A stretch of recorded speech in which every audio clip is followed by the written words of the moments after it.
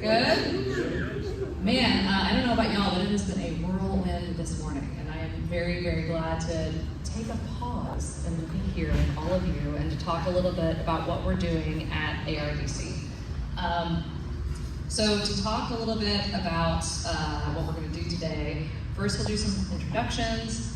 We'll talk a little bit about ARDC's new vision and strategy, which I'm really excited to share with all of you. We have some updates about 44Net, which is one of our programs, and then we're going to hear from some of our grantees, which I'm very excited about today. And then we'll do our best to leave plenty of time for Q&A. So before I get started, who here knows what ARDC is and who we are and what we do and all of that? Okay, all right, yay. Okay, yeah, the board members know, for sure. I think. Yeah, good job, board members. So for those of you who don't know, ARDC, we are a private foundation with our roots at the basis of internet experimentation and amateur radio. And so we do two things that seem to be a little bit different. One is that we operate and run a legacy IPv4 block of addresses, which is run by John Burwell over here. And then we also get to make grants to support amateur radio, open source research and development for projects like Rhizomatica, which I'm excited for us to talk about later today. So, first off though, I want to do some introductions. So this is most of our team at a staff retreat back in January. So hi, for the folks on the stage, hi, I'm Rosie Schechter, KJ7 RYV, and I am our executive director. And I'm joined today by John Burwell. Hello. Yeah. I'll say hello. I'm John Burwell, KI5QKX, and I'm happy to be here. I'm happy that you're here. Chelsea Power Guy, everyone. The most popular person that we get asked for here, whenever for the convention. I'm Chelsea, KO0FBJ. If you have questions about grants, please come ask me. Yeah, our grant making director. My favorite thing is that whenever I come here without Chelsea, people come up and they're like, "Are you Chelsea?" And I'm like, "No, hi, I'm Rosie. I'm the executive director." Like, I just want to talk to Chelsea. So, anyway. We are also joined today by all of our staff. If we have any staff in the room, please raise your hands. They might all be taking breaks or at the booth. We also have all but one of our board members here. If you are an ARDC board member, please raise your hand. So look around you. If you have any questions about what we're doing, it's all their fault. We're just here, the minions, doing their bidding. But no, seriously, one of the great things about having our board here this year is that they're here to have conversations with you. They want to hear from you. And so please go and find any of them throughout this weekend. A lot of them are going to be here today and tomorrow, as it goes with Sunday. Some people are flying out. But anyway, come find us. Also, if you are an ARDC volunteer in the room, please raise your hand. All right, great. We've got some folks here. Thank you. And then, yeah, also, who clapped for the volunteers? You were right. Let's give a big round of applause for our volunteers.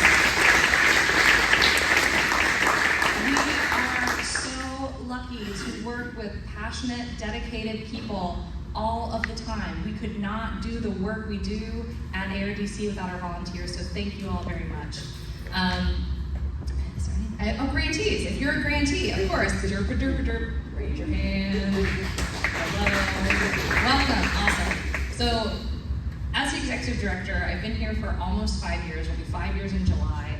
I've had the great privilege of taking this organization from being like a wee baby, sort of we're figuring out what we need to do, to having a really well-run, professional organization, and I couldn't do it without my staff. I couldn't do it without the volunteers, and I'm so thrilled. And we couldn't do it without the grantees. I mean, if there was no one to give money to, then we'd be really bored.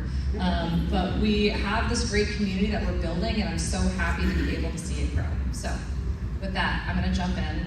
And I am going to go a little bit quickly through my portion of the slides because I want to give as much time as possible to our grantees and to our staff. So, here we go. So, I am really pleased to share with you, over the past few years, ARDC has really been working to articulate our vision and our strategy for the future. And the three sort of areas that we think about with the strategy is promoting learning, promoting experimenting, and promoting doing. And we're going to talk a little bit more about that as we go through the slides. But as you think about the work that we're doing, as different as these different projects might seem, as different as 44Net might seem from our grants program, think about this learning, experimenting, doing as all part of the threads that tie all of our programs together. So to give a little bit of backstory about ARDC's origins, we got our start way back in September 1981 when the AMPRNet, or the 44Net Class A address block, was allocated to Hank Magnuski. One of my favorite parts about this official RFC is amateur, A-M-A-T-U-R-E, truly in true amateur nature. So, for as long as ARDC has been around, we've always had our basis in both amateur radio and sort of your internet experimentation. Excuse me, I forgot my surcharge. And so the work that we do falls very much at that intersection. And so to speak to a little bit more of this, our history, in 1981, Hank was allocated the address space.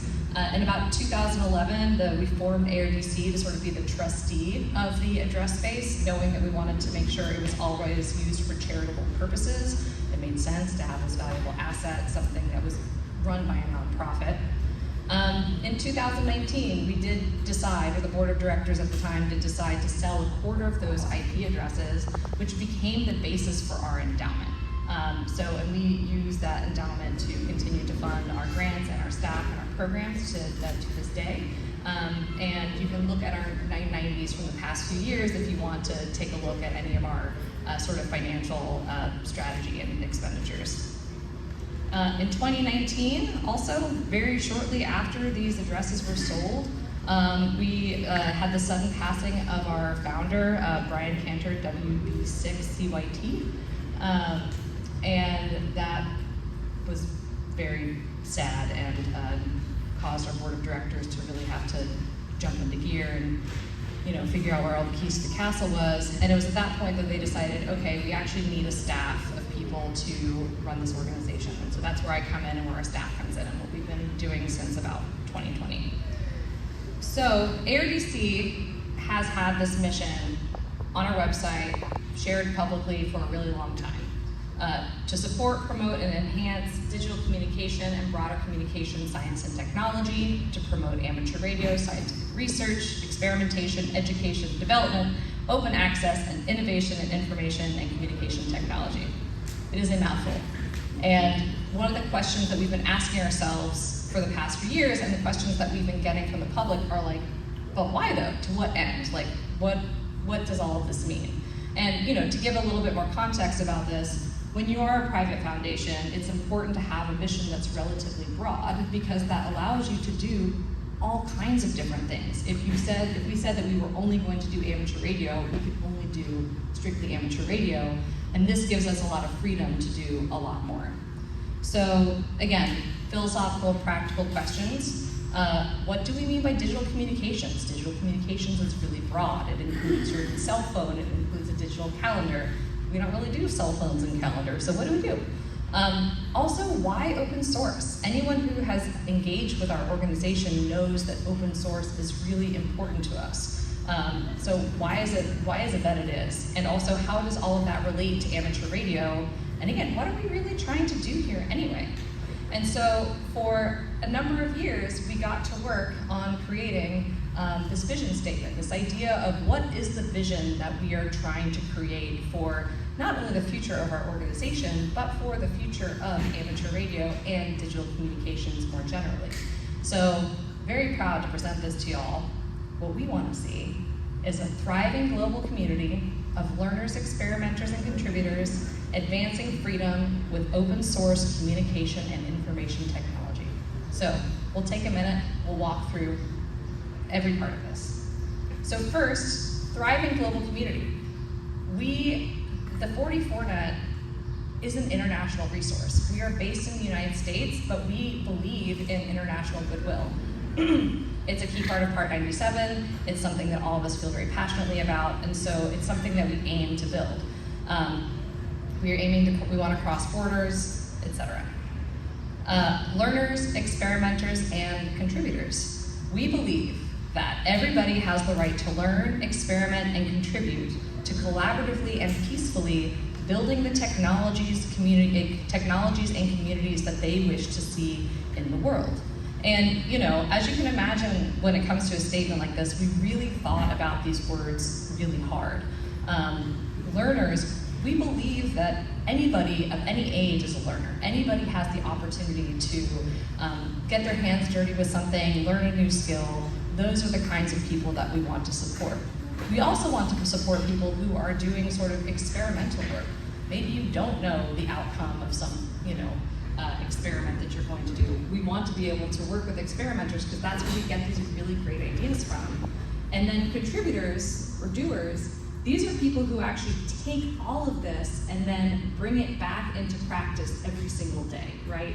And so that's why we chose learners, experimenters, and contributors as the people that we really want to support. And of course, that can be anybody, right? So, advancing freedom. We believe in this wholeheartedly. Also, freedom means a lot of different things to a lot of different people. For us, what we mean really is the freedom to tinker and build with little or no gatekeeping, which open source allows, and we'll talk about that in a second. We also really believe in the freedom to be able to communicate and share information, primarily in service of assisting others, but also in general. It's important that we're able to share information. And last but certainly not least, we really believe in the power of free software to enable the kind of learning, experimenting, and doing by all people everywhere. And in fact, part of why open source is so important to me is way back when I was in grad school, I really wanted to learn about maps. I really wanted to learn how to build maps. I thought they were really cool. And of course, the first thing I thought was like, well, I'm gonna go to Google Maps. I'm gonna, see what I can do with Google Maps. Turns out the answer is not a lot. You can put some dots on a map, you can maybe change one color, and then that's it. And it was from there that I discovered the whole world of open source mapping, OpenStreetMap, TileMill, all kinds of tools that would allow you to actually tinker and learn about making maps. And that's what made it possible for me to figure this out and to learn how to code a little bit, which I'm terrible at. That's fine. That's why we have John and others. So anyway, open source, very important. So yeah, again, to that point, by eliminating gatekeeper technology, we enable people to learn, experiment, and deploy with freely available knowledge tools and platforms, right? And so, as a result, as a philanthropic organization, we really also focus on areas that are less likely to be funded. We also are primarily restricted to work with 501c3 nonprofits or other 501c3s that would be funding other projects as well. Okay, so let's talk a little bit about these new strategies. So again, promoting learning. Our goal here, again, to get more people learning about amateur radio and digital communications. Promoting experimenting, again, we want more people to be brought into this world of experimenting and innovating and developing new technologies. And then again, promoting doing. Again, our main metric is more people. Come on. We want to bring more people. Do you want to bring more people into the hobby? Heck yeah. Right? Do you want to bring all people into the hobby? Yeah, okay. So that's what we want to do too. We're all on the same page. Great. So yeah, to speak a little bit more about these. So promoting learning, again, we're looking at any age. I saw something interesting at the, at the ARRL donor banquet last night. The presenter talked about there being this big age gap between 30 and 55 where people are busy, they have families, they're not really able to get involved with, new hobbies. But, for us, that might be an opportunity for outreach. There are people who are sort of within that age range who might want to get involved. And so we're looking for sort of learning opportunities for people at any age, whether you're a kiddo, whether you're retired, whether you're wonderfully middle-aged. And we're also looking for any competency level, right? Learning some of these technologies is easier for some people than for others. Some people want to jump right in and get to the really advanced, nerdy stuff. Other people are still trying to figure out how to program it handheld without chirp. So, we come to it from all places. And by learning, we also mean inside and outside of the traditional classroom, right? There's makerspacers, there's hacker groups, there's all kinds of different organizations and people who are doing educational activities. So yeah, let's promote some lifelong learning and look for, alternative opportunities. So right, again, want more people experimenting. So we look for projects that look at hacking and research. Again, looking for maybe newbie opportunities for, exploring with different types of handbands. And just as worth noting, we're looking at both amateur radio spectrum usage as well as opportunities within unlicensed spectrum. So if you have ideas about that, come talk to us. Building technology widgets and then also electronics kits are another opportunity. And we're looking really from everything from like tinkering to real deep dives, that's what we're looking for. And last but not least, promoting doing. It is important. So, I'm a nerd, work with nerds are great.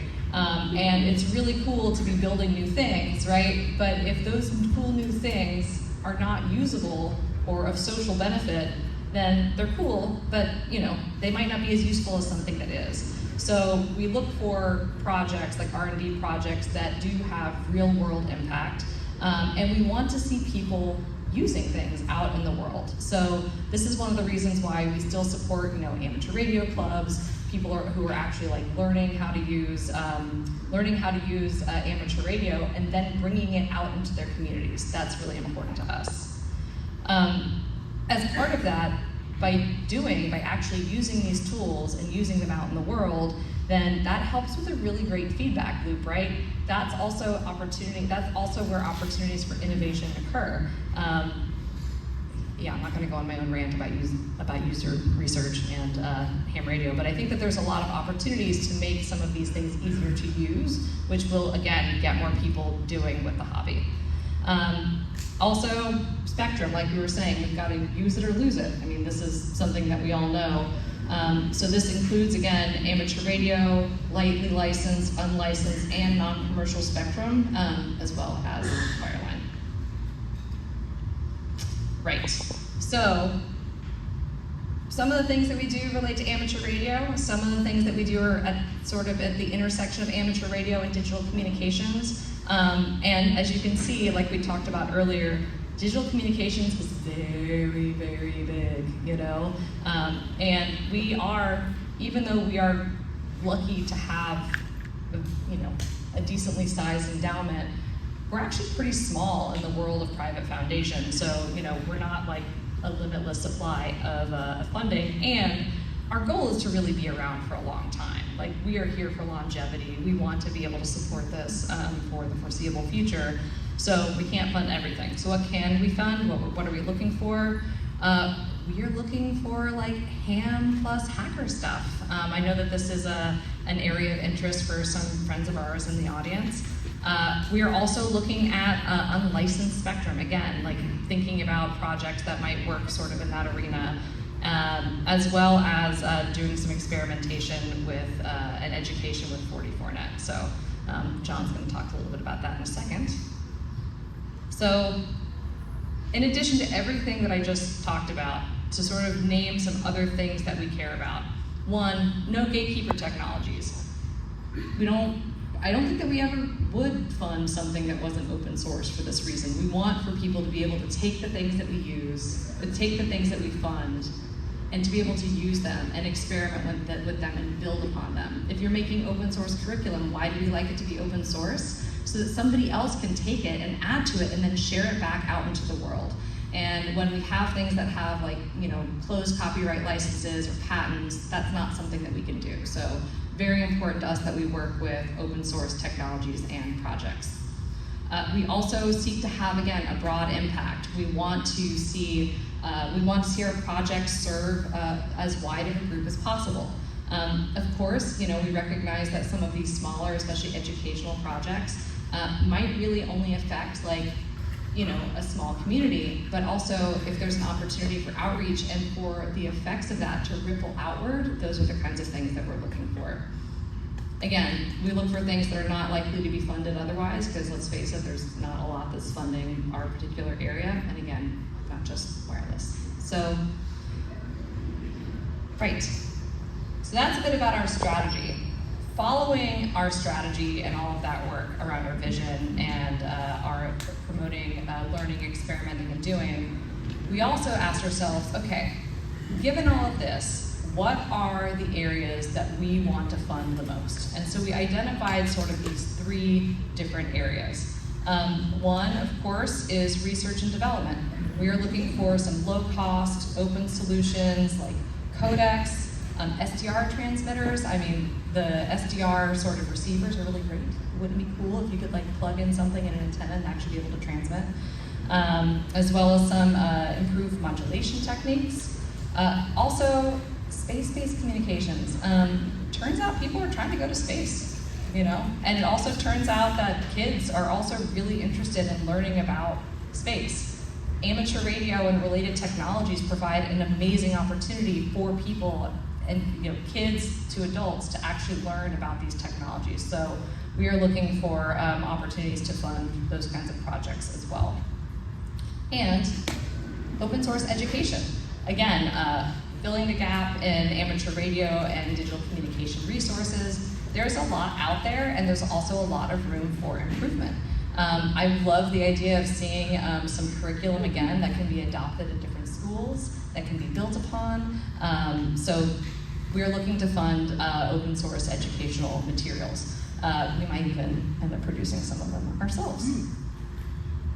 All right, so to sum it up, our vision for a thriving global community of learners, experimenters, and contributors, advancing freedom with open source communication and information technology, which we do by promoting learning, experimenting, and doing.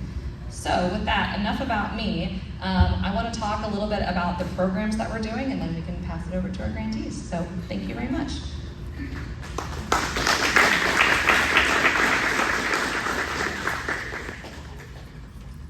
So in the spirit of learning, experimenting, and doing, of course, one of the flagship resources that ARDC really has the privilege to steward and maintain together with the community on its behalf is 44net. For those who are maybe not as familiar as you might like, 44net is a block of IP addresses that is assigned to the ham radio community in general. It is effectively free to use for hams to request subnets /24s, announce them via BGP, IP addresses that are independent of any particular ISP or cloud provider or data center. And it provides, in many ways, a platform for what we've been talking about, the learning, experimenting, and doing. In fact, getting on 44net is what prompted me finally to get a license so that I could join this community and participate in 44net, because I wanted to learn more about networking and technology myself. So we have this as a resource for people to use to build projects, whether that's linking repeaters or ideally doing engineering, finding new ways to use internet protocols for communication, research, education, and the things that we hope to do with it going forward include making it easier to get access to it, making it easier for learners, experimenters, and doers to get connected and explore the ways they can use it for learning about how the internet works. It's also a platform, a playground in many ways for the kinds of things that we all like to do. It's very analogous to amateur spectrum in that there is this part of this internet that is reserved for exploration. The things that we've been working on to help accomplish some of these objectives, making it easier to get started, include the development of a new portal which we launched last year that provides some self-service tools for people to get on, sign up, verify their call signs and locations, and request subnets that they can announce via BGP or connect with the IP mesh. We have tools in there that support clubs and organizations so that the benefits of this can be extended into immediate communities where somebody maybe wants to share what they know with people in their ham club or in their neighborhood. We have some tools for things like call sign DNS subdomains that we can provide services for.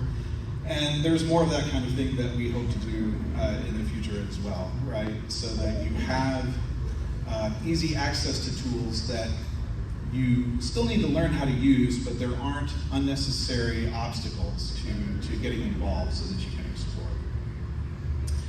We've also been working a great deal with our volunteers in the community, and I have to give enormous thanks to our participant volunteers for not only helping to coordinate among the community, the classical role of the regional coordinator, who would both manage allocations within specific regions, but also serve as an ambassador to the network and to the other things that we do, and serve as an educational and training resource for others in the community as well.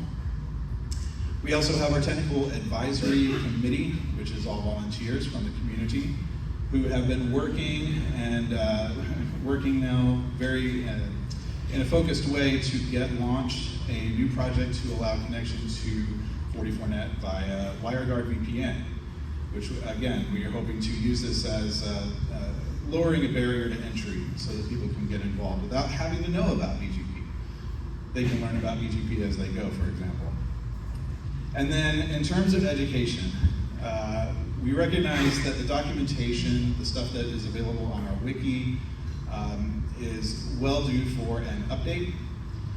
So we aim to get that done this year also, but we also see that this is an opportunity for us to use 44net and its resources as a tool for explanation and help to provide, again, a platform and a workspace where people can learn about some of the technologies that make up the internet that we use every day. And we're hoping that we can, in the course of documenting 44net and the tools and services available there, also help people understand how the internet works. And while we're at it, our gateway at UCSD that has been serving us for many years quite faithfully, getting our IP mesh users out to the internet, we're getting that upgraded as well. So lots of things being brought up to date so that we can do more great work in the future. If you want to know more about this, you can come by our booth. We're at 1302 in Building 1. We can show you some examples of people using 44net to operate HF remotely, for example. We have a cellular hotspot we can show off, and we can talk to you about how to communicate over 44net from one end to the other on IP addresses that you control. We can talk about how you can get connected and what some of the benefits are. And we love to talk about projects and the things that we've seen people doing with 44net that might hopefully inspire some people to get involved themselves. Again, thanks to all the volunteers in the community. I couldn't do what I've been doing without all of you. And with that, I will pass now to Chelsea to talk about more about the grant community.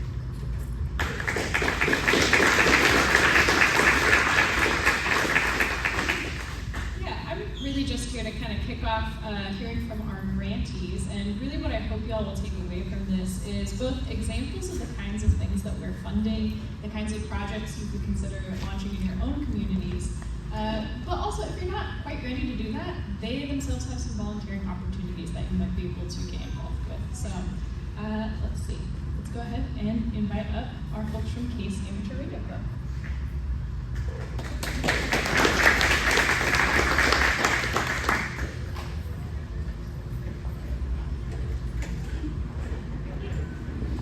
I'm KP1QHX Nathaniel, the trustee of the Case Amateur Radio Club now. We are the club station of Case Western Reserve University. We do education and research and community engagement. It was reestablished as a student club about 15 years ago because I wanted pizza. Now we're doing like serious academic research. So be careful what you wish for, I guess.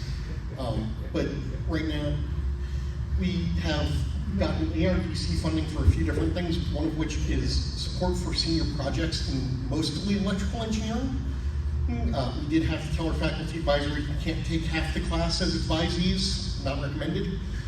We have a number of graduate students who are also building out of what they did as a senior project. and other projects as well based off of ARDC.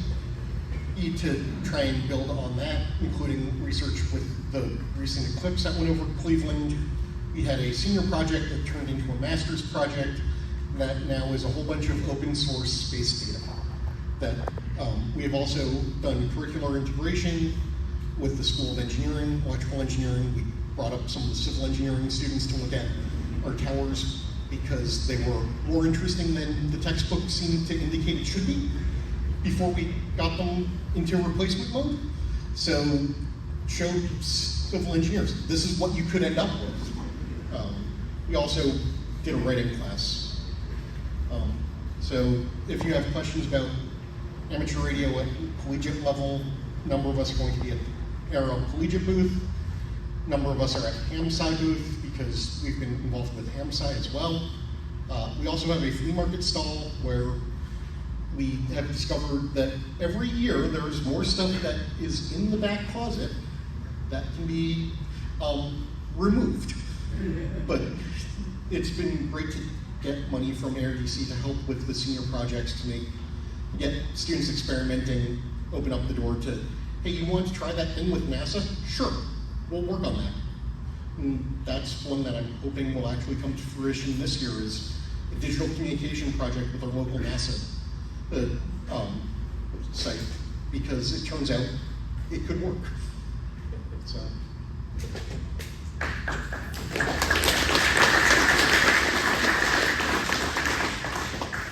And if you all have any questions about any of these projects, we should have some time at the end for them to help you out. And HamSci is also a grantee of ours, so please go speak with them. All right, 3DB.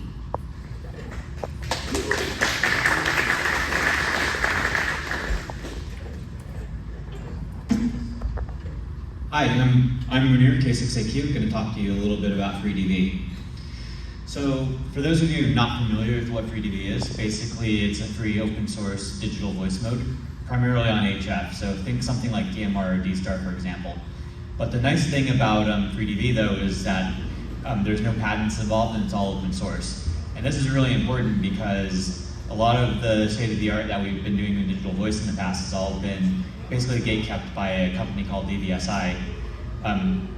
So it's really nice to have an alternative that people can just freely download and play around with. Oh, and also, additionally, since FreeDV is designed for HF, it does better on HF versus some of the other modes that have been tried on HF before, which do work, but maybe not as well as they possibly could. And what FreeDV also provides is a way to get up and running pretty easily. Like if you're already doing digital on HF, you set it up pretty much a similar sort of way.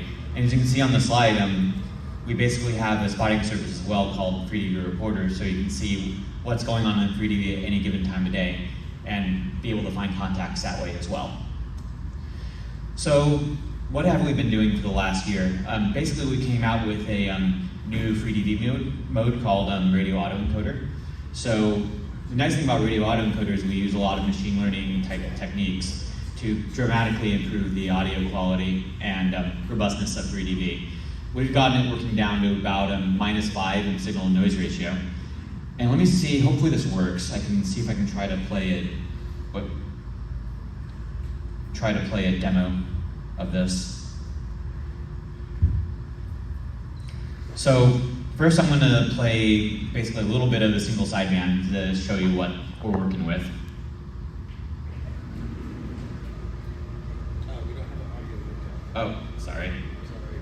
No worries. Oh, I don't know what that is. All right, and we'll go back to the slide. I have a demo playing in building one where our booth is, and if you want to hear more about that. We've also been doing a little bit of stuff about integrating with commercial radios. We've released an early device called EasyDV, which worked with our existing FreeDV modes, but not so much with Radio Autoencoder. And if you're interested in hearing more about that, you can go to Tapper in Building 5. They're selling a bunch of those. And also, we've been promoting FreeDV, especially now that we have a lot, like the Radio Autoencoder stuff we've been working on. We want to get that out there and get as many people as possible using it. So, and anyway, if you want to find out a lot more about 3DV, you can come visit us at booth 1909, Building 1. I'm also going to be giving a much longer talk about 3DV tomorrow at Building 4 at 9:15 in the morning. And if you don't happen to get in touch with me or anyone else at the 3DV booth this weekend, you can always email me, emailsmunir@gmail.com. And finally, if you happen to know anyone, any connections to radio manufacturers, definitely would love to hear from you as well. And with that, thank you.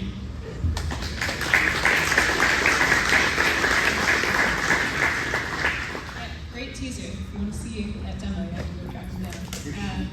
MMDVM.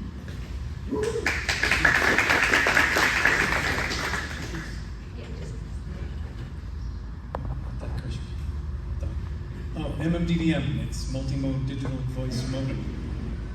It's a project that Jonathan Naylor, G4KLX, K4KLX came up with back in 2015. I came on board with him afterwards, and we were able to start with D-Star, added DMR, Fusion, B25, NXDN, and POXAG, M17, and we are still continuing to add more modes. Basically, it gives you the opportunity to create a hotspot that you can use your existing digital radio and connect over the internet. It's effectively a software-defined transceiver in each unit. Skip some of this. Ongoing work. Trying to talk a little bit about what we've been spending our money on. Jonathan has been working very hard on cross-mode. The ability to do all mode to all mode.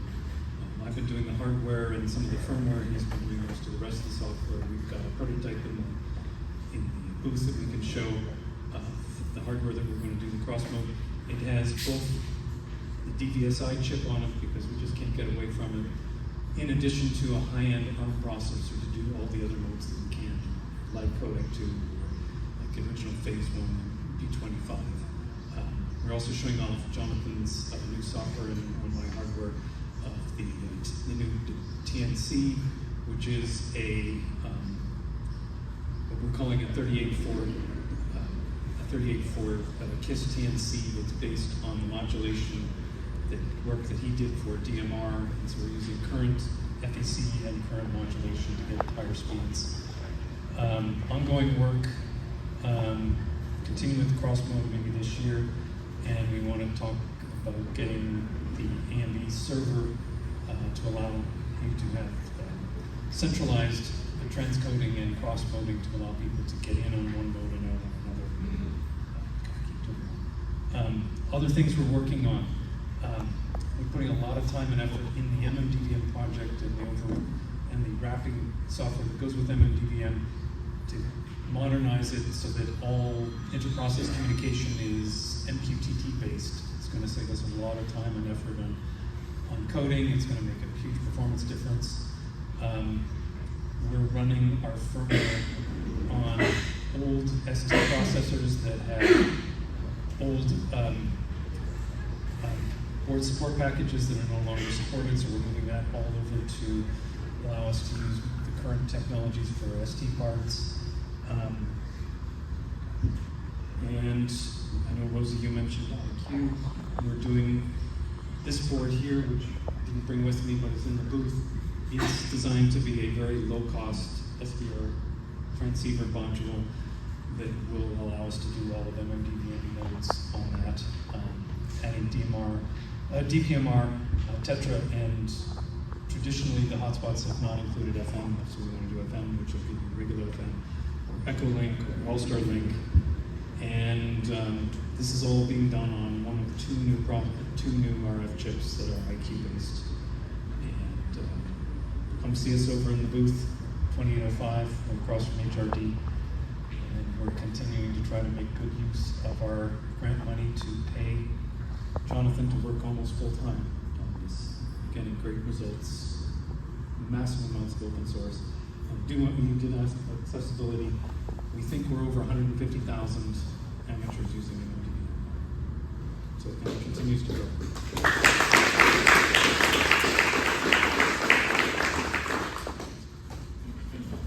Last last but certainly not least, we have Razamatica. Who, by the way, have come here from Mexico and Portugal. So thank you for coming all this way. Hello, good afternoon. My name is Peter Bloom. I'm the general coordinator of Razamatica. I'm not a ham, so I apologize for that, but It's fixable. it is fixable, I hear. Could be. This could be the day.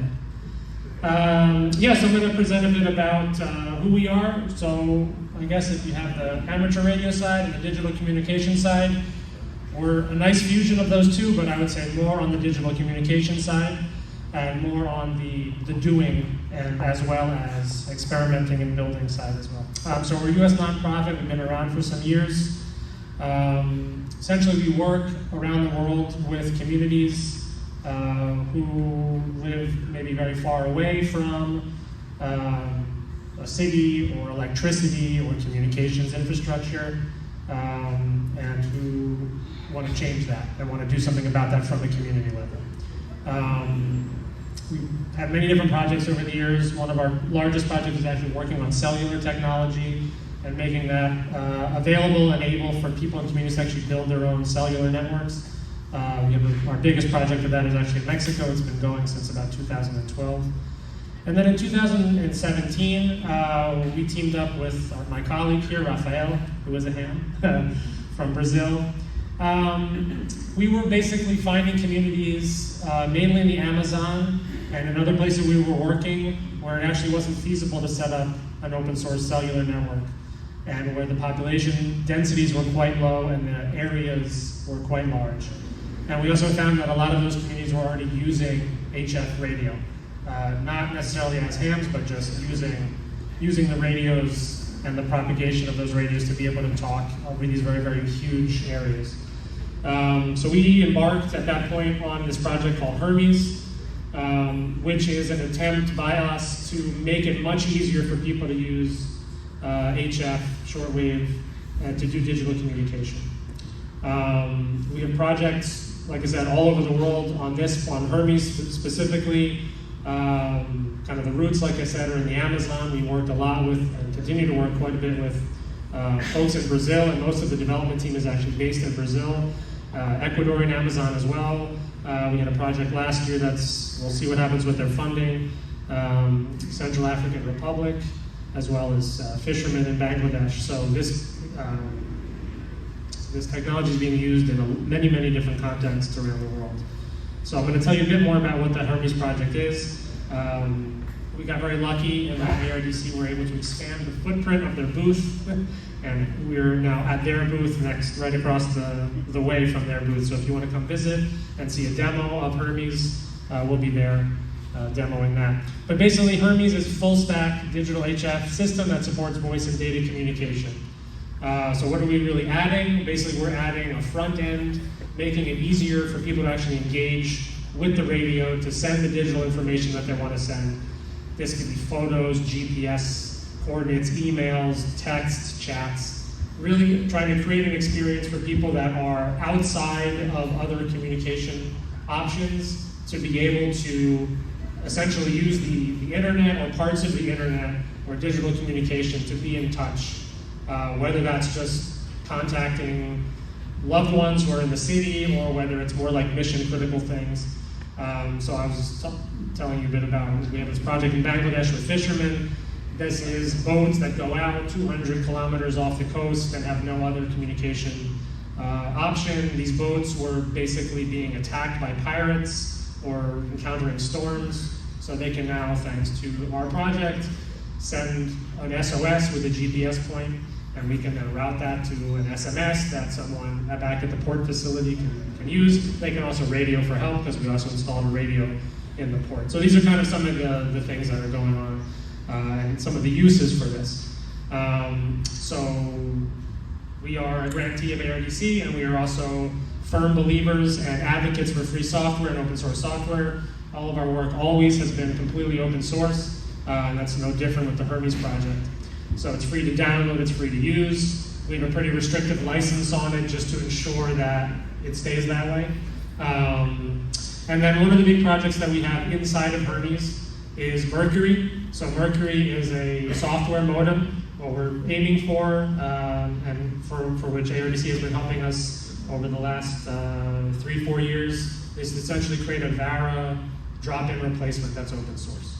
And we're quite close. This is the last few months of development we're going to be doing on that, and then releasing the finalized version. Raphael is here. He's more than capable, since he's the lead developer, of sharing everything that we're doing with the soft modem. So you can also check out the QR code. Will take you to this URL, hermes.radio, and then from there you can click on a bunch of different options of things to look at with the Hermes project. So like I said, we did originally have a stall out in the flea market, but we're now inside under the roof, and you can come visit us next day, ARDC. We're always looking for folks to contribute, to volunteer, to give us ideas.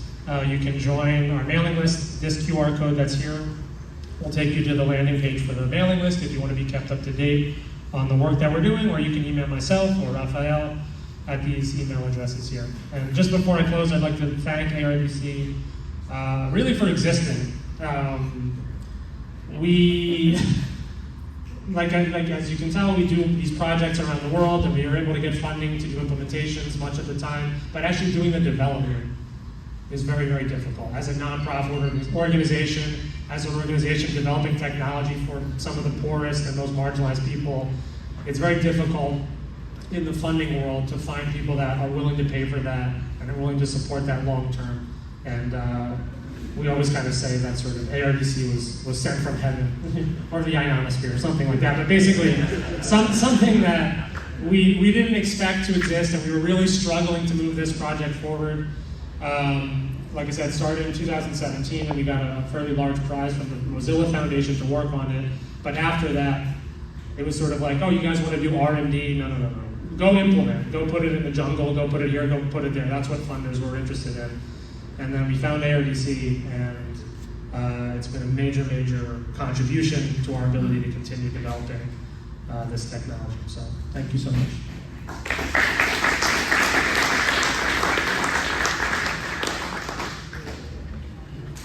So thank you to all of our grantees for coming and sharing about their projects today. And we're doing a wide range of things. Please check out our website, licensing classes, computers, all kinds of stuff. So talk to me if you have any questions.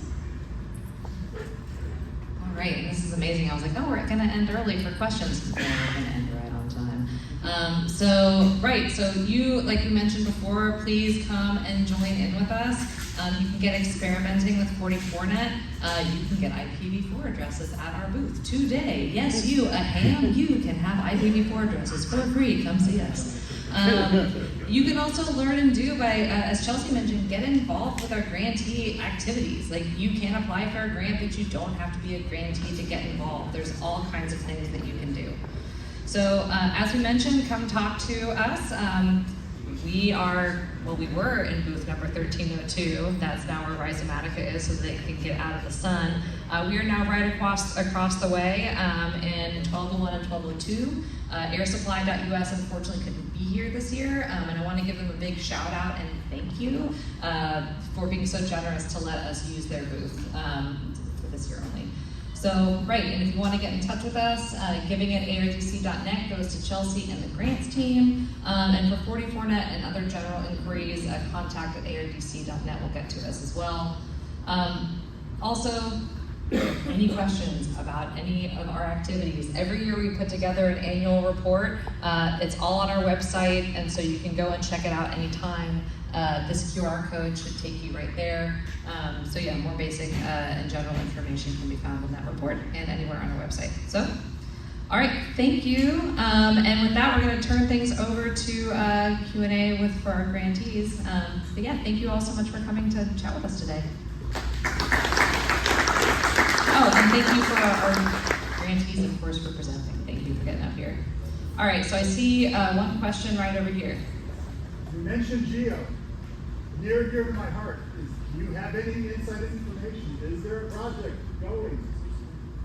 I can neither confirm. No, but I mean, what I will say is that this is probably the biggest, stars in our eyes kind of project. I can't say that there's anything actually in the works, but if you have ideas, for universities who might be working on this, oh yeah, come talk to BDL. So there's your answer right there. Actually, that's a good answer for most things. If you have a question, just go talk to BDL. I mean, that's what I. Oh no, but no, it's my job to just send them to you. No, okay, anyway. All right, yes, but yeah, go talk to BDL. And again, if anyone has ideas, please come talk to us. We'd love to hear it. And this is also just a side note on that. Oftentimes we provide funding to like a single project. That one in particular, because of its size, is the type of thing where we do think that collaboration will be necessary, right? That is a big, expensive, long-term project. So in addition to looking for people who might be really qualified to do the work, if you have a lead on additional funders, we would love to know that as well. More questions? Did we answer everything? Vito. I just wanted to add a couple of thoughts. When Rosie identified these sort of new high-value branching targets where we would love to have quality proposals we can consider and provide some funding for, they're not replacements. Yep.